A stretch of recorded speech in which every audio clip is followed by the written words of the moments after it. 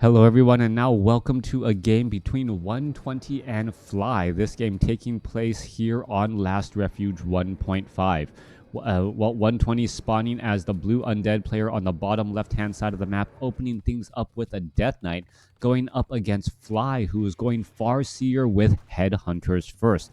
Alright, 2-minute mark has passed and the action is already underway as the Farseer looking to rush out across the map and put pressure and harass early on.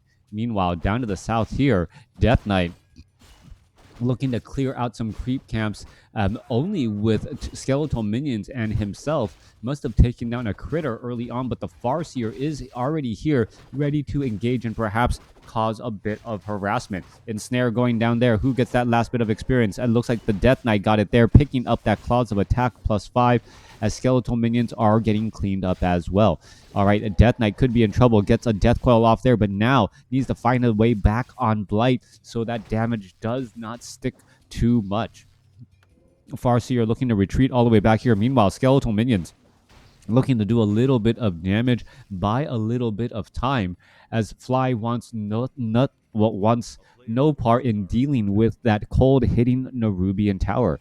Tech to tier 2 already begun on both sides. Fly, however, has set up that second orc burrow already as the Death Knight now wanders out across the battlefield.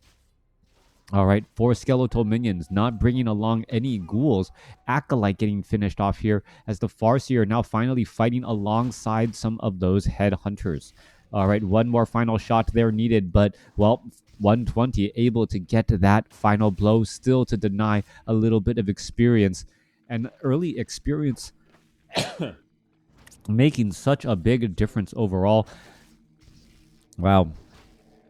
COVID does suck, man. Trying to talk.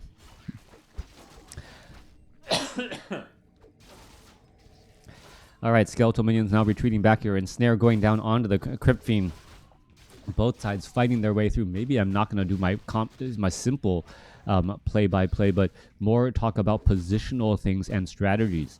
Now, Farseer off to the north here is setting up a lot of orc burrows. We should be looking at the Spirit Lodge or Spirit Lodge, Tauren Totem, and a Bestiary come down pretty quickly.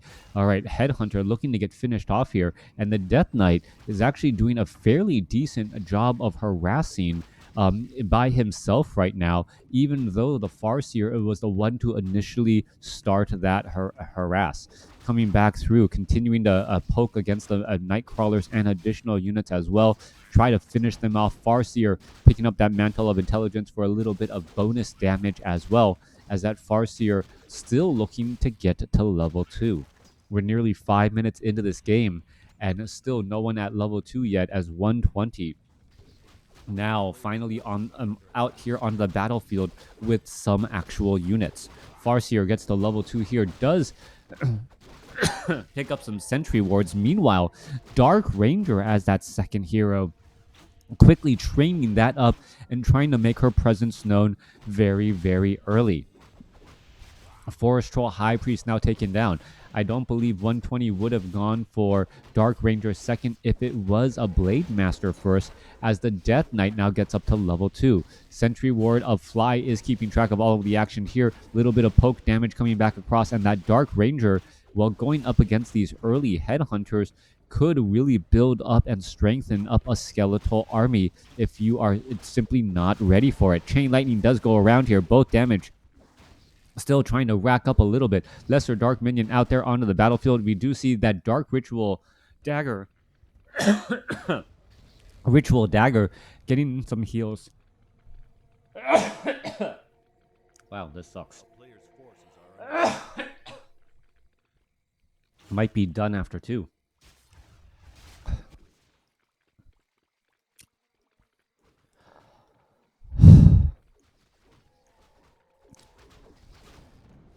Dark Ranger off to the north here, looking to put in some pressure. Does get the final shot off, or at least get a skeletal minion out here on the battlefield. Farseer now getting up to level 3.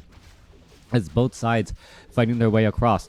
All right, Tauren Chieftain now out here onto the battlefield as well. We're looking at the black arrows trying to really finish off some of these, some of those headhunters and getting in more skeletal minions. Really just trying to build a logarithmically, as every time a unit gets taken down, it seems to grow another skeletal minion, making a bigger and bigger advantage. Death Knight, however, starting to take on a little bit more damage than he would like, as we finally see that, Dire Wolf and those critical strikes finally stop. One wolf, however, wants to avenge its fallen brother. There goes another lesser skeletal minion, or Rod of Necromancy skeletal minion, as the units are now looking to retreat back again still.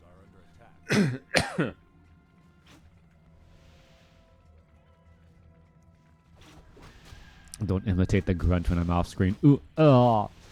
Oh yeah, don't die. Coming back through, we're looking at the Death Knight now sitting at level 2. Does have the benefit of that obsidian statue, so will be able to stick around for quite a while. Ogre Magi finally falling, giving the Dark Ranger level 2 as well, and now having access to silence, which is incredibly important when that Tauren Chieftain tries to dive on in. All right, Dark Ranger picking up another agility item there, and having access to an agility item is so incredibly powerful, as that Dark Ranger does attack faster and does deal more damage. Yeah, I think this was ice, which is water. Well, a Death Knight getting stomped right there. Tauren Chieftain now looking to try and back away. Tauren Chieftain in trouble, forced to use a Scroll of Town Portal. Does pick up the Potion of Invulnerability from the creep camp here, as all of the units do in fact retreat back. Farseer, well, Tauren Chieftain wants to get back in on this fight here, perhaps get closer to level 3 for that level 2 stomp. Down to the south here, Dark Ranger taking a boulder to the head. Death Knight still looking to find a way to get healed back up. And now with those obsidian statues able to do exactly that.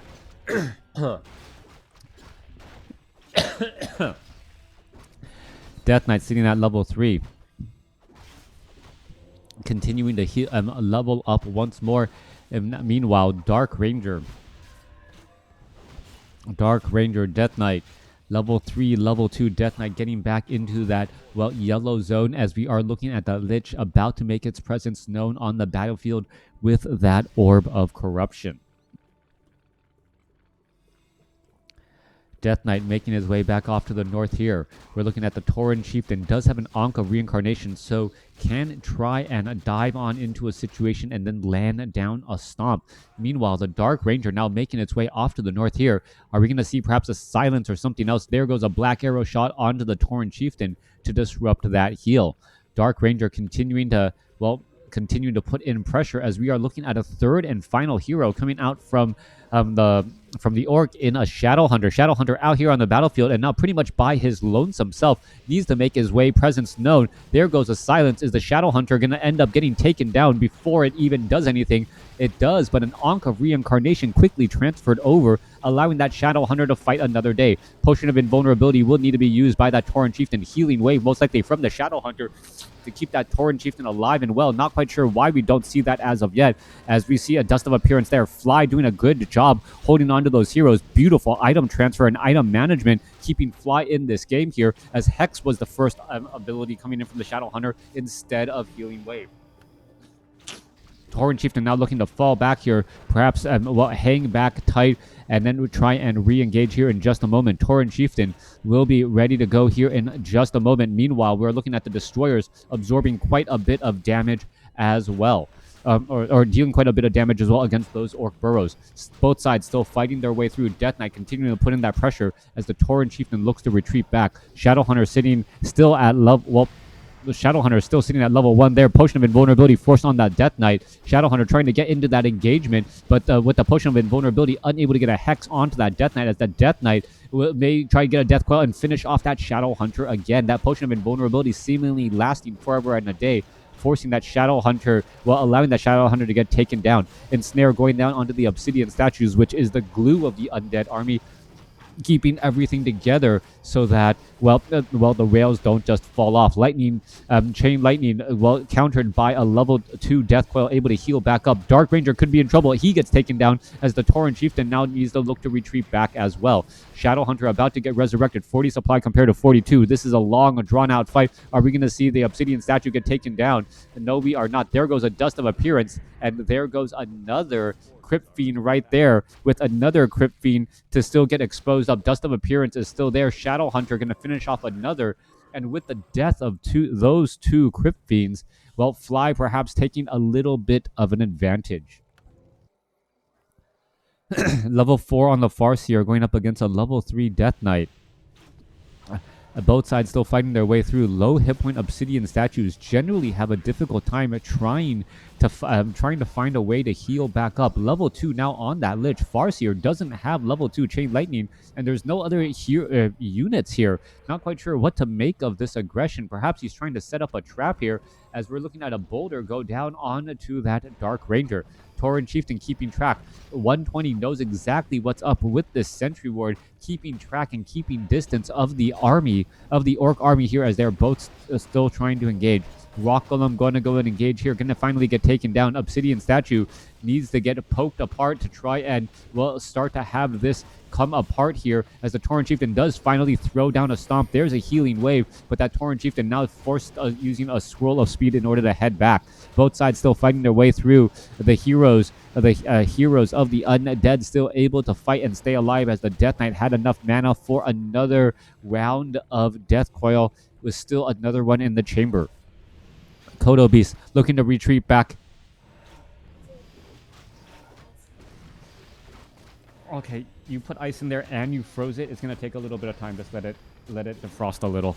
All right, Tauren Chieftain falls at level 3. Farseer looking to engage again. Don't lay it on its side next time. Both sides still fighting their way through. Headhunters continuing to poke back and forth, as the Shadow Hunter needs to keep his distance. Death Knight now sits at level 4, and that may have been the tipping point. 120 looks like he'll be able to put in pressure on Fly, as a new Obsidian statue is out here keeping everything together. Kodo Beast has nothing in its belly, and that is a big, big loss, as the Destroyers are able to, dive on in once more. More Devour Magic. We're looking at a resurrection on the Tauren Chieftain, but just now getting started, and I believe, things are starting to fall apart for Fly, as Fly looks to retreat back, trying to buy just a little bit of time, but still, every bit of retreating does not work well, as the Death Knight, known for its speed simply because of, or the undead simply known for its speed just because of that Death Knight. All right, Farseer down to 195 hit points. Does have a Potion of Lesser Invulnerability. Are we going to see a Death Coil? Frost Nova finish it off. Not Frost Nova, not even needed. Level 4 Farseer falls, and Fly gives the GG. All right, beautiful game here, back and forth. As 120 able to outlast Fly in that sprint. Only a 14-minute game, but really well played, well done. I think Fly had plenty of opportunities to win that game overall, but not being able to finish off that Obsidian statue, and then eventually allowing it to heal up the undead and then turn into a destroyer may have been one of the key pivotal moments in that matchup. Thanks for watching. Thanks for listening. Hope you guys enjoyed it.